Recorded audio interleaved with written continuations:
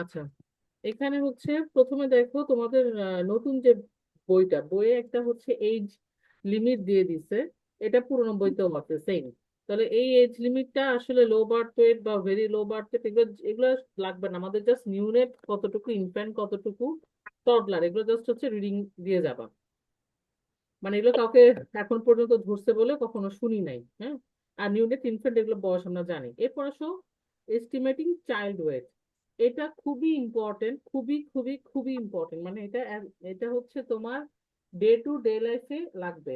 পেডির যখন তুমি পেডির একটা কোয়েশ্চেন কিন্তু থাকবেই, পেডি তোমাকে অ্যান্সার করতেই হবে। সো পেডি অ্যান্সার করার সময় তোমাকে পুরা কেসের সিনারিওটা মাথায় নিতে হবে। মানে কি, বেশিরভাগ পেডি পেশেন্টদের কিন্তু বয়স থাকে না, বা বয়স বলে দেওয়া থাকে, ওজন দেওয়া থাকে না। ওজনটা আমাদের ইম্পর্টেন্ট। সো এই বয়স থেকে ওজন বের করার যে হিসাবটা, এটা মানে একদম ঠোঁটের আগে রাখা লাগবে। আর এটা হচ্ছে মানে পেডির ক্ষেত্রে শুধু হচ্ছে তোমার হিসাব, ক্যালকুলেশন, প্রত্যেকটা ক্যালকুলেশন, ওজনের ক্যালকুলেশন, ড্রপের ক্যালকুলেশন, তারপরে আমি কোন সাইজের টিউব দিব, কোন সাইজের হচ্ছে এলএমএ দিব, সবগুলোর ক্যালকুলেশন। তারপর হচ্ছে ব্লাড ভলিউম কত, তার ফ্লুইড ব্যালেন্স, সেটা তো বলে আসছি। তো মোট কথা যত ইকুয়েশন গুলো আছে এখানে আমার সবগুলা লেখা লাগবে। এবং যেহেতু এটা আমার মুখে মুখে আমরা অঙ্ক করতে সবাই পারি না, তো এটা বেস্ট হয় যদি তুমি অঙ্কের খাতার মতো ইকুয়েশনটা লিখে ফেলো। ইকুয়েশনটা লিখে ফেলে তোমার কিন্তু মানে আর কোনো কনফিউশন থাকলো না। তাহলে এখানে হচ্ছে আমাদের যে কোনো বয়সের দিতে পারে, যে কোনো বয়সের যদি দিয়ে দেয়। সাধারণত দেখা যাচ্ছে ওই 1 থেকে 5 বছর এই বয়স রেঞ্জটাই বেশি প্রেফার করে। এই বয়স রেঞ্জটা দিয়ে দিল। তাহলে 1 থেকে 5 বছর হচ্ছে 2 into age in year plus 8। এটা আমি এভাবে মানে মনে রাখার চেষ্টা করছি, যেহেতু এটা বারবার প্যাচ লেগে যায় এই হিসাবটা। তো আমি মনে রাখছি হবে যে এক এক বছরে 1 থেকে 12 মাস মানে হচ্ছে 1 বছর। 1 বছরের জন্য দেখো এটা 0.5 ইন্টু এজ ইন মান্থ যোগ 4। পরের বার গিয়ে কি হয়েছে, 0.5 থেকে এটা আবার 2 হয়ে গেছে, তাহলে 0.5, এরপর 2 ইন্টু এজ ইন ইয়ার যোগ 4, 4 ছিল, পরের বারে 8 হয়ে গেছে। তারপরে হচ্ছে পরের স্টেপে আসলো 3। 3 into age in year plus 7, মানে 8 একবার কমে, এদিকে হচ্ছে 1 কমছে, যোগের দিকে 1 কমছে, আর গুণের দিকে 1 বাড়ছে। মানে এটা হচ্ছে আমরা এভাবে এভাবে করে মনে রাখার আমি চেষ্টা করতাম, কারণ মনে থাকতো না। প্রথমত তাহলে কি বললাম, প্রথম হচ্ছে 0.5, পরের স্টেপে হচ্ছে 2, পরের স্টেপে হলো 3। আর যোগের যদি হয় প্রথমে হবে 4, পরে হবে 8, পরে হবে 7। তাহলে 4, 8, 7, তাহলে 0.5 ইন্টু এজ ইন মান্থ যোগ 8, 2 ইন্টু এজ ইন ইয়ার যোগ, সরি, যোগ 4 যোগ 8, তারপর 3 ইন্টু এজ ইন ইয়ার যোগ 7। আর 12 বেশি হলে তো হাইলি ভ্যারিয়েবল, তো এটা এটা হচ্ছে অবশ্যই লাগবে। এরপর আসো যে এখানে বলে দিচ্ছে যে একটা বাচ্চা বাচ্চা দিয়ে দিছে, তার হচ্ছে পালসের respiratory rate, capillary feeding time, এগুলা হচ্ছে বগিচগি, এগুলো লাগবে না। এর মধ্যে শুধু হচ্ছে মিন আর্টেরিয়াল প্রেসারের সূত্রটা হচ্ছে মার্কিং কর, সেটা হচ্ছে 1.5 ইন্টু এজ ইন ইয়ার যোগ 55। লাগে না, এভাবে করে হচ্ছে দেয় না, কারণ হচ্ছে অনেকগুলো চার্ট আমরা এখন হচ্ছে দেখবো, কিন্তু মিন আর্টেরিয়াল প্রেসার কিন্তু আহ সাধারণত লাগে না, তারপরেও হচ্ছে আহ দেখে রাখলাম। এখন দেখো পরের কোয়েশ্চেনটা, যে নিউনেট আর ইনফ্যান্টরা কেন রেসপিরেটরি ফেলিওর বা হচ্ছে ফ্যাটিগের প্রতি বেশি হচ্ছে পেরি অপারেটিভ পিরিয়ডে বেশি হয়। এখানে যে কারণগুলো ব্যাখ্যা করছে, এই কারণগুলো মূলত কিছু অ্যানাটমিক্যাল এবং কিছু ফিজিওলজিক্যাল। তাহলে পড়ার সময় যদি তুমি মনে করো যে আমি ভাগ করে পড়বো, ইটস বেটার, কারণ তোমার অ্যানাটমি গুলো একসাথে চলে আসবে। যেমন অ্যানাটমিক্যালের মধ্যে কি আছে, তার হচ্ছে আমার প্রথমে হচ্ছে তার কি বলে ইন্টারকোস্টাল মাসেলের হচ্ছে উইক এবং উইকার ডায়াফ্রাম। আচ্ছা, উইকার ডায়াফ্রাম কেন, এটা আবার অনেক স্যারের প্রিয় কোয়েশ্চেন, যে ওয়াই উইকার ডায়াফ্রাম। যেহেতু তার হচ্ছে টাইপ 1 মাসেল ফাইবারের প্রপোর্শন থাকবে কম। তারপর আছে প্রোট্রুবারেন্ট অ্যাবডোমেন। আচ্ছা, এরপরে কি আছে, এরপরে হচ্ছে আমাদের হরাইজন্টাল এবং প্লায়েবল রিবস, এগুলো হচ্ছে আমাদের প্রথম কারণ অ্যানাটমিক্যাল। বাকি যে কারণগুলো আছে সেগুলো হচ্ছে সবই ফিজিওলজিক্যাল। তো ফিজিওলজিক্যাল কারণের মধ্যে আমাদের বেজাল অক্সিজেন রিকোয়ারমেন্ট, লো অক্সিজেন রিজার্ভ, হাই এবং রেজিস্ট্যান্স, মানে ইনক্রিজ ওয়ার্ক অফ ব্রিদিং, এত কিছু না লিখে বাবা, যে তাদের ওয়ার্ক অফ ব্রিদিংটা বেশি থাকে। তারপর হচ্ছে লেস এফিশিয়েন্ট ভেন্টিলেশন, খুব একটা বেশি ইম্পর্টেন্ট না, কিন্তু প্রথম তিনটা পয়েন্ট, যে তাদের প্রোটুবারেন্ট অ্যাবডোমেন, তাদের রিবস গুলো হচ্ছে মোর প্লায়েবল এবং weaker diaphragm, intercostal muscle and weaker diaphragm, এগুলো হচ্ছে অ্যানাটমিক্যাল পয়েন্ট তিনটা। এবং ফিজিওলজিক্যাল পয়েন্ট হচ্ছে যে তাদের বেসাল অক্সিজেন রিকোয়ারমেন্ট বেশি, ওয়ার্ক অফ ব্রিদিং বেশি, হ্যাঁ, এবং অক্সিজেন রিজার্ভও কম। তবে এই কোয়েশ্চেনটাও কিন্তু খুবই ইম্পর্টেন্ট, কারণ এইটা মানে পেডির এই কোয়েশ্চেন গুলো মানে এই কোয়েশ্চেন গুলো যে কোনো জায়গায় আমাদের ফেস করতে হতে পারে। তারপরে দেখো যে characteristic of neonate and infant different differentiate from the adult, এটা আমরা অনেকবার পড়ছি। এটা হচ্ছে স্যাররাও ক্লাসে অনেক সুন্দর করে অনেকবার বলছেন, তবে যেটা হয় মনে থাকে না। মনে না থাকার জন্য আমার কাছে যেটা মনে হয়েছে, এটা আমাকে হচ্ছে মৌমিতা ম্যাডাম বলছিল যে তুমি যখন বলবা তখন তুমি চিন্তা করবা যে তোমার সামনে যে সে হচ্ছে একটা বাচ্চা, তাকে দেখে দেখে, হ্যাঁ, তার কি কি হতে পারে। তার হচ্ছে নাকের ফুটা ছোট, তার নাকটা হচ্ছে চ্যাপ্টা, তার টাং বড়, টনসিল গুলা বড় বড়, তার হচ্ছে মানে একটু চিন্তা করে করে মানে একটু মনের মধ্যে একটা পিকচার ক্রিয়েট করে, বিশেষ করে অ্যানাটমি পিকচারটা ক্রিয়েট করে, যেমন হচ্ছে আমরা বলতেছি যে ল্যারিংস ডিফারেন্ট, তাহলে ল্যারিংসটা কেমন, ইপিগ্লটিসটা কেমন, তার কেমন, আমরা ইন্টারকোস্টাল মাসেলের কথা আগে বলছি যেটা কিনা উইক থাকবে, এরপর হচ্ছে তার ক্যানুলেশনটাও হচ্ছে ডিফিকাল্ট হবে।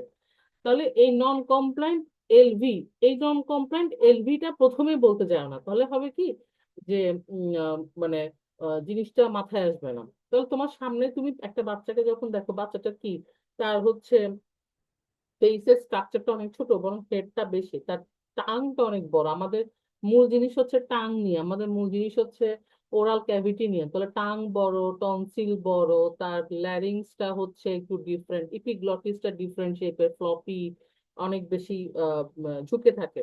আচ্ছা, এখানে দেখো ল্যারিংস এর ক্ষেত্রে বোল্ড করে লিখছে অ্যান্টেরিয়র এবং ক্যাফালার। অ্যান্টেরিয়র এবং ক্যাফালার মানে তাহলে কোন লেভেলে থাকছে, C3-4 as opposed to the C5 and 6। তাহলে বড়দের থাকবে C5-6 এ এবং বাচ্চাদের থাকতেছে C3-4 এ।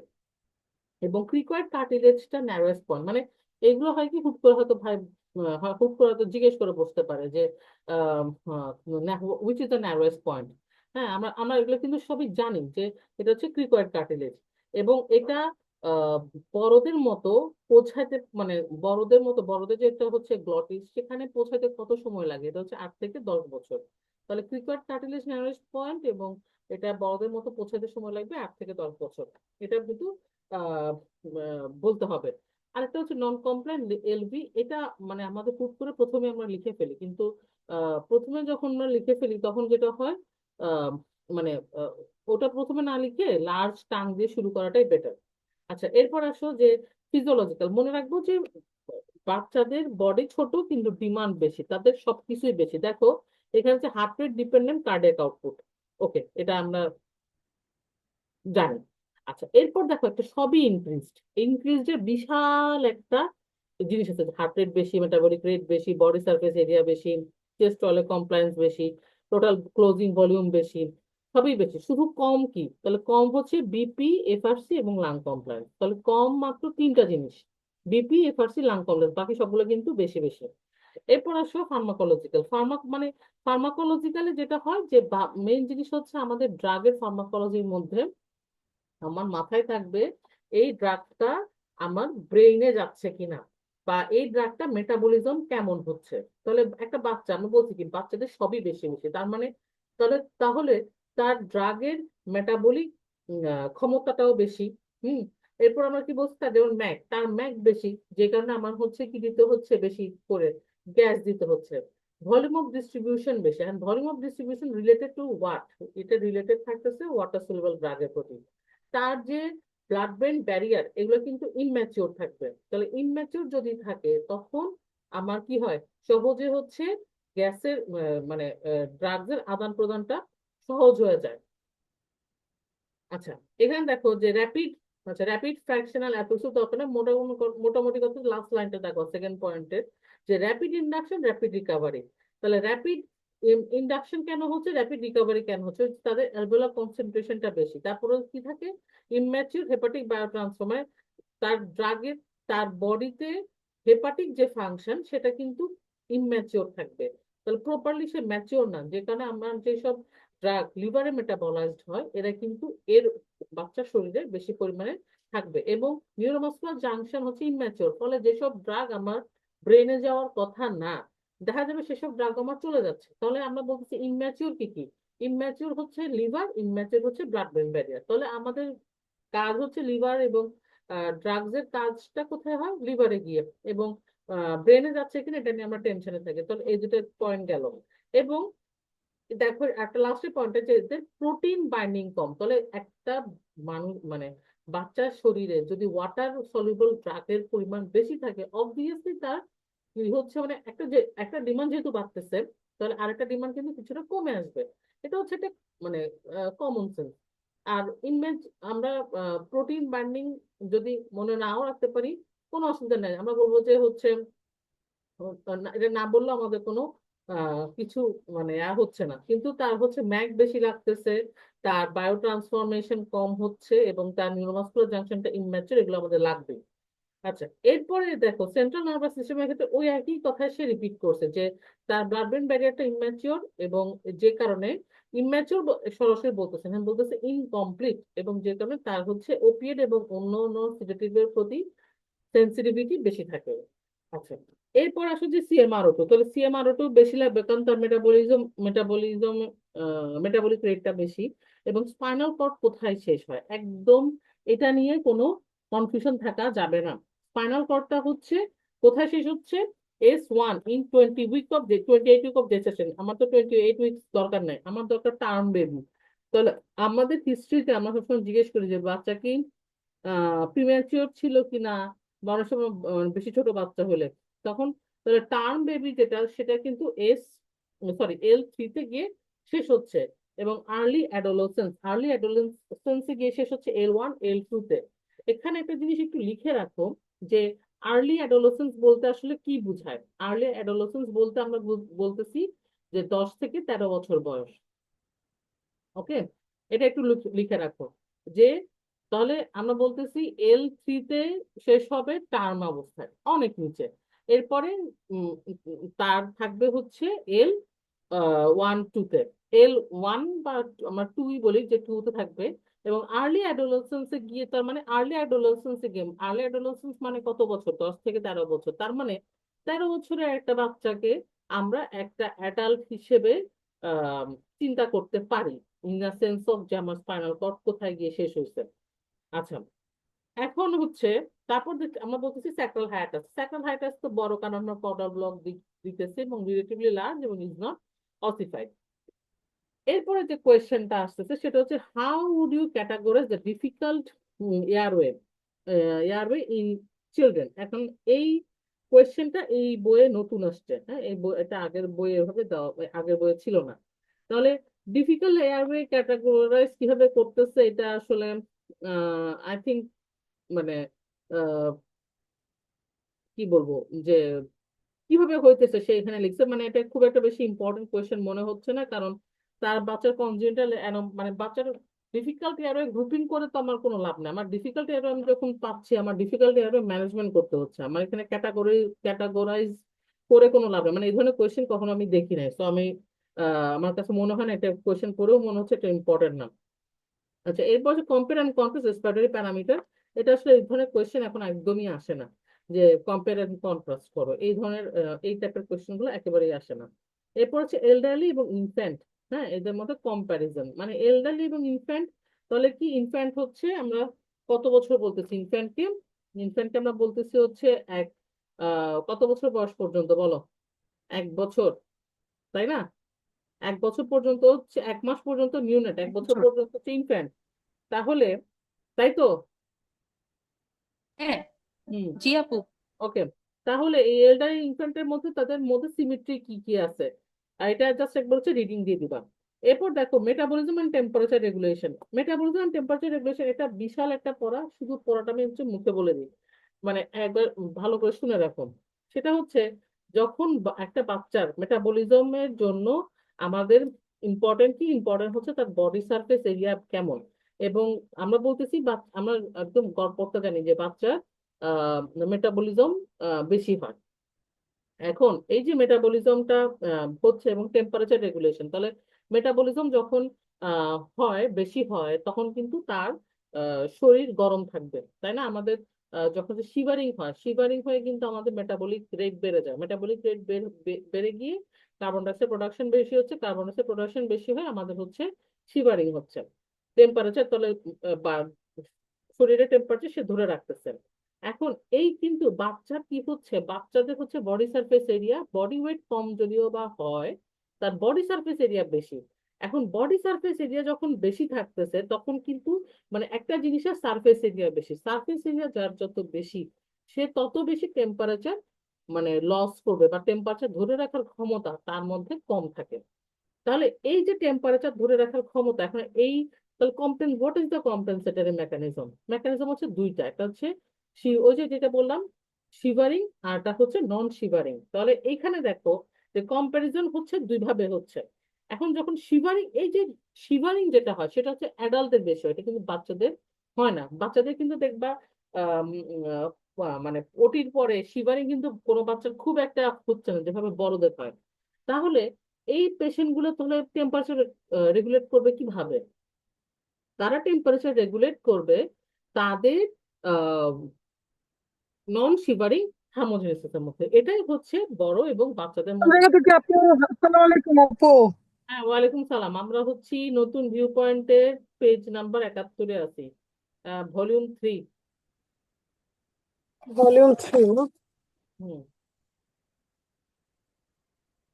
আচ্ছা, তাহলে এই যে নন শিভারিং থার্মোজেনেসিস, এবং তাহলে বললাম যে দুটো প্রক্রিয়া তারা হচ্ছে টেম্পারেচারটা ধরে রাখবে বা হিট প্রোডাকশন করবে। একটা হচ্ছে নন শিভারিং থার্মোজেনেসিস, আর একটা বলতেছে যে shifting of hepatic oxidative phosphorylation to a more thermogenic pathway. এই হেপাটিক অক্সিডেটিভ ফসফোরাইলেশন কি আমি জানি না, এটা মুখস্থ মায়া দেওয়ার দরকার নাই। যেটা মানে আমার কথা হচ্ছে, ভাইবা বোর্ডে কখনোই এমন কথা বলবা না যেটা তুমি ব্যাখ্যা করতে পারবা না। আমি যা জানি সেটাই অনেক। তো নন শিভারিং থার্মোজেনিসিস কি, এখানে তাদের যে অ্যাডিপোজ টিস্যু থাকতেছে কোথায়, আমার হচ্ছে বেস অফ দা নেকে, স্ক্যাপুলা, আর হচ্ছে আন্ডার বিহাইন্ড দ্য স্ক্যাপুলা, এবং হচ্ছে ব্যাকে থাকতেছে। এই ব্রাউন ফ্যাট গুলা তারা হচ্ছে বেশি বেশি করে মেটাবোলাইজ করতেছে, এই মেটাবোলাইজ করার মাধ্যমে তার নন শিভারিং থার্মোজেনিসিস হচ্ছে। কথা শেষ।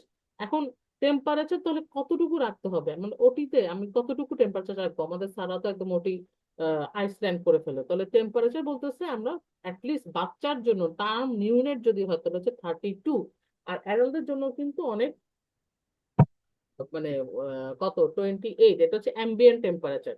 এটা ওটি টেম্পারেচার সাথে আসলে আমরা না মিলানোই ভালো। আচ্ছা, এরপর দেখো নোট ওয়ার্ডের মধ্যে কিছু লিখে রাখছে, যেমন obligate nasal breather, obligate sodium loser.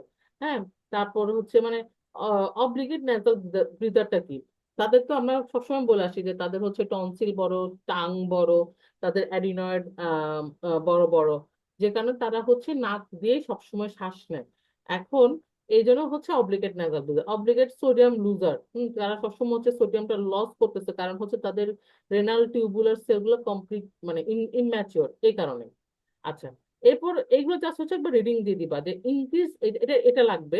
তারপর হচ্ছে হিমোগ্লোবিন এফ বেশি থাকবে বাচ্চাদের, এটা আমরা জানি, এটা বলা দরকার। এই পয়েন্টে লাগবে যে increase vulnerability of unit to hypoglycaemia, কেন বাচ্চারা সহজে হাইপোগ্লাইসেমিক হয়ে যায়, বা আমরা বলি কেন তাদের ফাস্টিং টাইমটা কম রাখতে হবে। এখানে 3টা পয়েন্ট আছে, জাস্ট 3টা পয়েন্ট বলে দিলেই হবে যে কি কি আছে। যে তাদের স্টোর কম, তাদের গ্লুকোনিওজেনেসিস যেটার মাধ্যমে আমরা শক্তি উৎপন্ন করি সেটা কম, এবং তাদের মেটাবলিক রেট বেশি। আচ্ছা, তারপরে দেখো এরপর হচ্ছে neonate increase risk of suffering drug toxicity, ওই একই কথা যে তাদের ড্রাগ কনসেন্ট্রেশন বডিতে যদি বেশি থাকে, ইম্যাচিওর ভাবে তাদের সিনথেসিস হচ্ছে সেই কারণে। So you can answer all these questions. So increased vulnerability of unit to hypoglycemia, এটা হচ্ছে লাগবে। এবং differential cyanosis, what is differential cyanosis? যদি তোমার কোনো টফের বাচ্চা থাকে, তোমাকে অবশ্যই এটা জিজ্ঞেস করবে যে হোয়াট ইজ ডিফারেন্সিয়াল সায়ানোসিস। তাহলে এই জিনিসটা মানে শুধুমাত্র রিটেনে ওইভাবে কখনো হয় না, কিন্তু তোমার লং কেস বা শর্ট কেসে যদি কোনো টফের বাচ্চা থাকে, সেটা শর্ট কেস হোক লং কেস হোক যে কেসই হোক, সেটা কিন্তু জিজ্ঞেস করবে। তাহলে ডিফারেন্সিয়াল সায়ানোসিস হচ্ছে যে মানে প্রথম এটা হচ্ছে যে আমরা কি বলতেছি যে ডাক্তার ক্লোজ হয়ে যাচ্ছে, ক্লোজ হয়ে যাবে, যেটা কিনা আমাদের ফাংশনাল ক্লোজার। কতদিনের মধ্যে, 2 থেকে 3 সপ্তাহের মাধ্যমে মধ্যে। কিন্তু যদি কোনো কারণে এটা হচ্ছে মানে যেসব বাচ্চাদের যেমন তাদের হচ্ছে পিভিআর বেশি থাকে, তখন হচ্ছে এই যে মানে ক্লোজিং হয়, এটা হচ্ছে সময় বেশি লাগবে, নাকি আমি উল্টা বলতেছি? আচ্ছা, এই যে ফাংশনাল ক্লোজার হওয়ার কথা ফার্স্ট উইক অফ লাইফে, এইখানে কিন্তু এইটা কি করতে পারেন, neonate may revert to a persistent fetal circulation if PVR remains high. তাহলে প্রথম কথা হচ্ছে আমাদের যে ফিটাল সার্কুলেশন ভাবে করে কখন ধরায় না, কিন্তু ডাক্টার্স আর্টারিওসাস, ডাক্টার্স ভেনোসাস এগুলো সব বন্ধ হয়ে সেটা নর্মাল আমরা যে সার্কুলেশনটার কথা জানি সেগুলোতে সে ঢুকে যায়। কিন্তু এই যে ক্লোজ হয়ে গেছে, ধরো ক্লোজ আমার আহ, জন্মের ফার্স্ট সেকেন্ড সপ্তাহের মধ্যে ক্লোজ হয়ে যাওয়ার কথা, কিন্তু ক্লোজ হওয়ার পরেও তার সেটা ওপেন হইতে পারে যদি তার কি থাকে, তার হচ্ছে পিভিআর বেশি থাকে। এখন বলতেছে কি কি কারণে আমার পিভিআর আছে, যেমন এটা ওই যে মিউকোনিয়াম অ্যাসপিরেশন হচ্ছে কোনো বাচ্চার, বা কোনো বাচ্চার হচ্ছে সেপসিস ডেভেলপ করছে, তখন হচ্ছে এই যে ক্লোজার ছিল এটা তখন ওপেন হয়ে যায়। ওপেন হয়ে যাওয়ার কারণে তখন দেখা যাচ্ছে কি তার মানে ইয়াতে হয়, কি বলে, হাতে বা পায়ে, মানে প্রি ডাক্টাল এবং পোস্ট ডাক্টাল, এটা হচ্ছে লোয়ার লিম্বে, lower oxygen saturation in lower limb then the right upper limb. তাহলে আপার লিম্বের চাইতে লোয়ার লিম্বে অক্সিজেন স্যাচুরেশনের মাত্রা কম থাকে। এইটা হচ্ছে কি, না এটা হবে না। আচ্ছা, this is the basis of oxygen saturation screening for congenital heart disease in the newborn. মানে মোট কথা হচ্ছে আমরা যদি তার দুই জায়গায় প্রোব লাগাই, প্রোব লাগানোর পরে আমি হাতের দেখবো একরকম এবং পায়ে পাবো একরকম। এই যে ডিফারেন্ট পাইতেছি, এটাই হচ্ছে আমার ডাক্তার কি বলে ডিফারেন্সিয়াল সায়ানোসিস। এখন অ্যানেস্থেটিক ইম্পর্টেন্ট, এটা কি বলতেছে, অ্যানেস্থেটিক ইম্পর্টেন্টের মধ্যে হচ্ছে অক্সিজেন প্রোব। এখন এখন মানে একটা বাচ্চা, ধরো আমার কথা হচ্ছে যে আমার এটা তাহলে আমি যখন যেটা পড়তেছি এটা ইম্পর্টেন্সটা কি, ইম্পর্টেন্স হচ্ছে তার যে ডিফারেন্সিয়াল সাইনোসিস আছে আমি তো জানি না।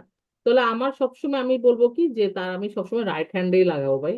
রাইট হ্যান্ডে লাগাইলে আমি মোটামুটি একটা হচ্ছে স্যাচুরেশন মানে মেইন স্যাচুরেশনটা দেখতে পাবো। আচ্ছা, এরপর হচ্ছে হাইপারক্সিয়া টেস্ট। হাইপারক্সিয়া টেস্ট লাগবে না, হাইপারক্সিয়া টেস্ট হচ্ছে লাগবে না এখানে, কারণ হচ্ছে পেশেন্টের এই মানে প্রি ডাক্টাল পোস্ট ডাক্টাল এরকম এই ঝামেলার মধ্যে যাওয়ার দরকার নাই। এরপর দেখো, write down normal range of cardiorespiratory variable. Cardiorespiratory ভ্যারিয়েবলের মধ্যে এখানে নিউনেট এবং চাইল্ড এখানে ভাগ করে দিচ্ছে এবং অ্যাডাল্ট। জাস্ট মনে রাখো এইটার একটা আরেকটা ইয়া আছে।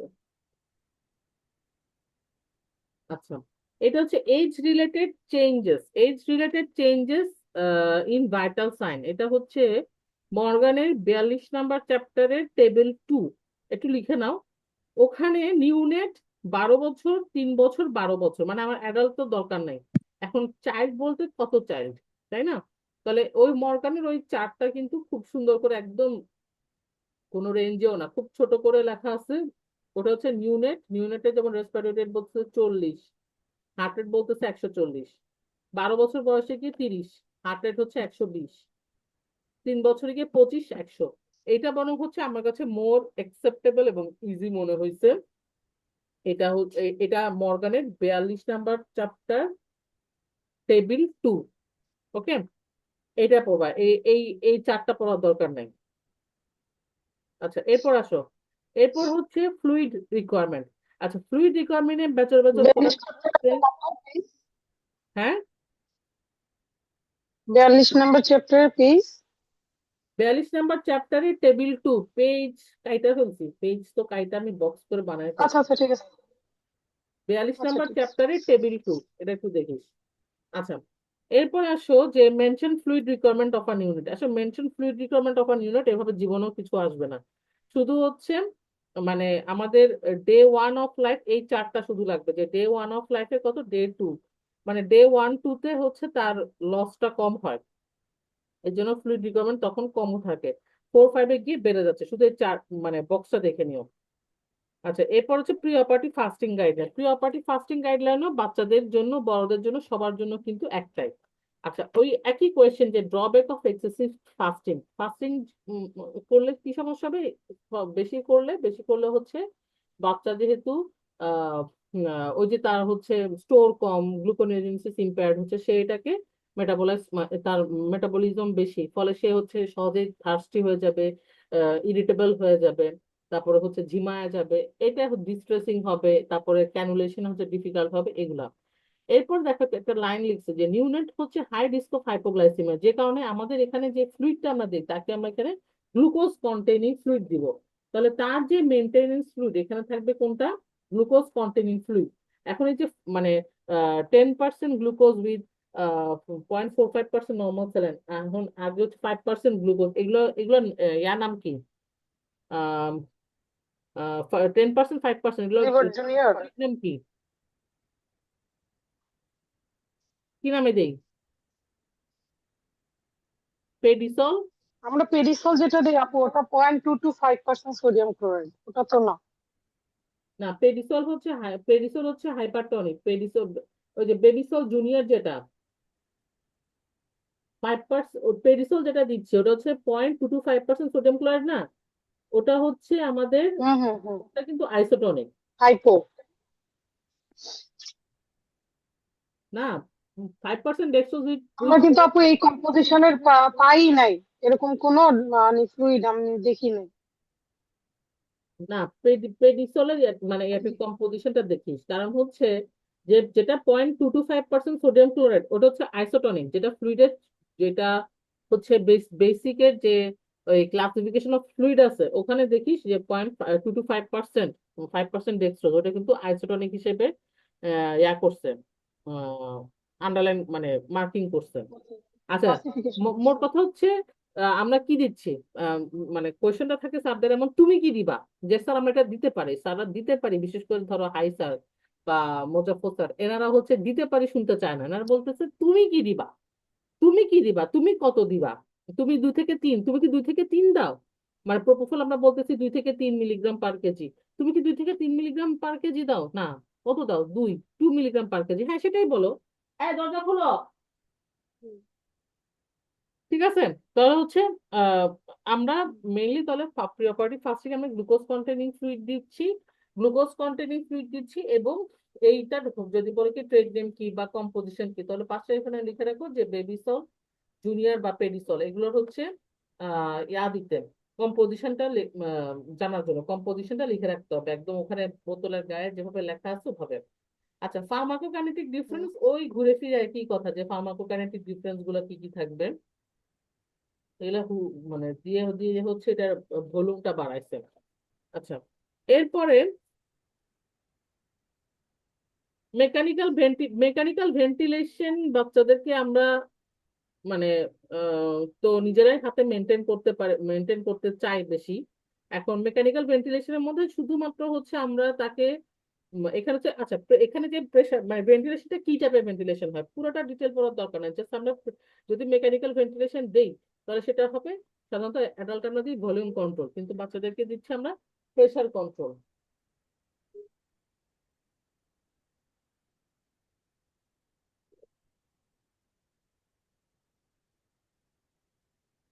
দাঁড়াও।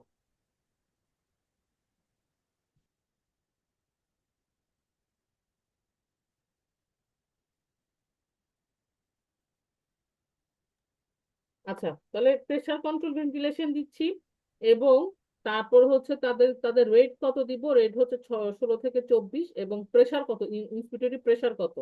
আচ্ছা, পিপ মিনিমাম কত দিতেই হবে? পিপ হচ্ছে 4 cm অফ ওয়াটার, এটা হচ্ছে মিনিমাম, এই পিপটা আমাদের দিতেই হবে।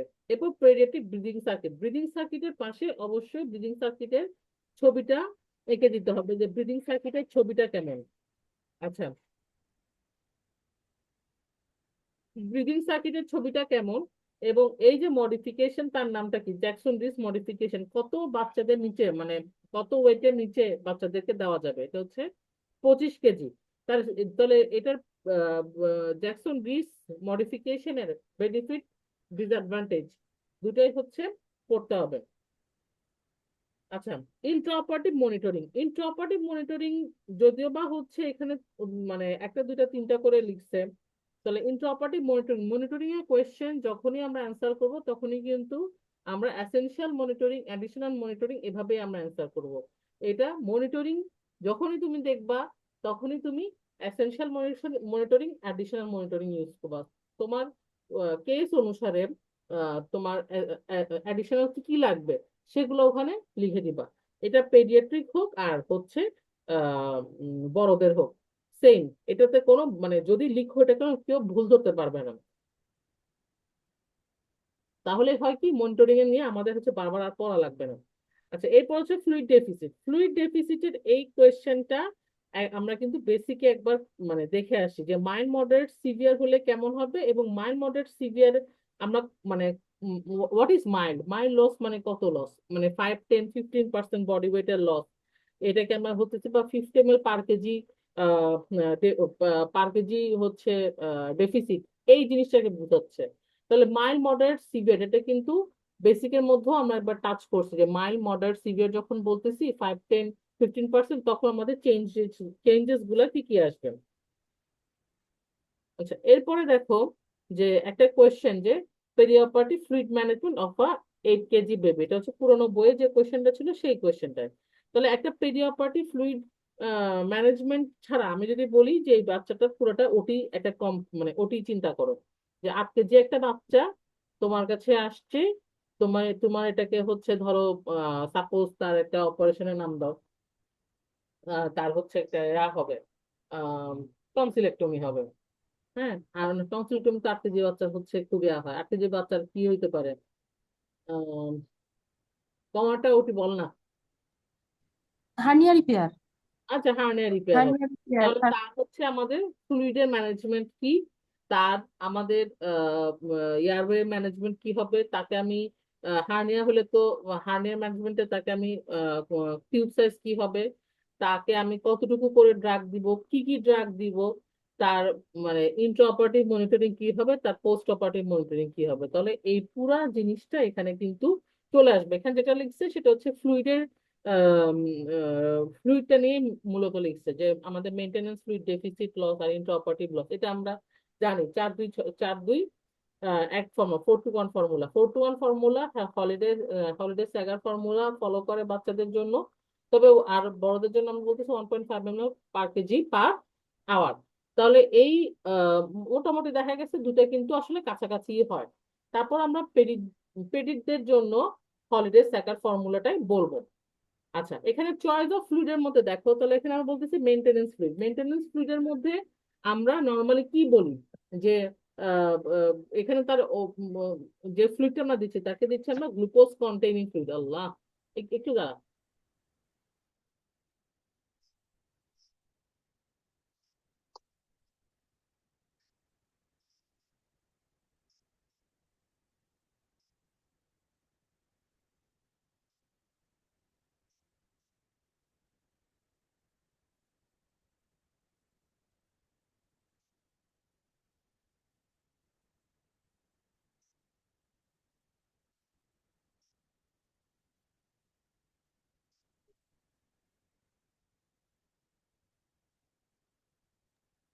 আগেও বলছি যে পেডিতে যেহেতু কোয়েশ্চেন গুলা ইলাবোরেট হয়ে যায়, পেডিতে কিন্তু মানে একটা বাচ্চার ফ্লুইড ম্যানেজ করো, একটা বাচ্চার টিউব ম্যানেজ করো, এতগুলো কিন্তু আসে না। হ্যাঁ, যে কোনো এক মানে যে কোনো একদিকে হচ্ছে সারা ফোকাস থাকে, হয় তার পেইন ম্যানেজমেন্ট করো, অথবা তার ইন্ট্রা হচ্ছে মেনটেনেন্স করো, বা পোস্ট অপারেটিভ কি হবে, বিশেষ করে হচ্ছে পার অপারেটিভ ম্যানেজমেন্ট এভাবে করে আসতে পারো, বা ফ্লুইড ম্যানেজমেন্ট, একটা আসে পেইন ম্যানেজমেন্ট। আচ্ছা, এখানে sodium requirement, potassium requirement, glucose এত ভাবে না দিলেও হবে, জাস্ট আমাদের দিতে হবে কি যে আমরা ফ্লুইড কতটুকু দিচ্ছি, ফ্লুইড কিভাবে দিচ্ছি, চয়েস অফ ফ্লুইডটা আমাদের কি থাকতেছে। তাহলে চয়েস অফ ফ্লুইড যদি আমি ভুলেও যাই যে 5% dextrose with 0.45% normal with 0.20 millimole per litre হচ্ছে আমরা পটাশিয়াম ক্লোরাইড দিচ্ছি, এটা যদি আমি ভুলেও যাই তাহলে আমরা কি বলতে পারি যে গ্লুকোজ কন্টেইনিং কি বলে, glucose containing crystalloid solution. Isotonic হতে পারে, কিন্তু আইসোটনিক আর বেশিরভাগ সময় হাইপারটনিকও, এটা কিন্তু হাইপারটনিক হয়েছে, যেটা পেডিসল বলতেছি সেটা কিন্তু মানে এটা নিয়ে একটু কন্ট্রোভার্সি আছে। আচ্ছা, এরপরে হচ্ছে হাইপোটনিক কেন দিচ্ছি না, বা এটা আমরা হাইপোটনিক দিচ্ছি না কি কারণে, যে যেহেতু হচ্ছে রিসাসিটেশন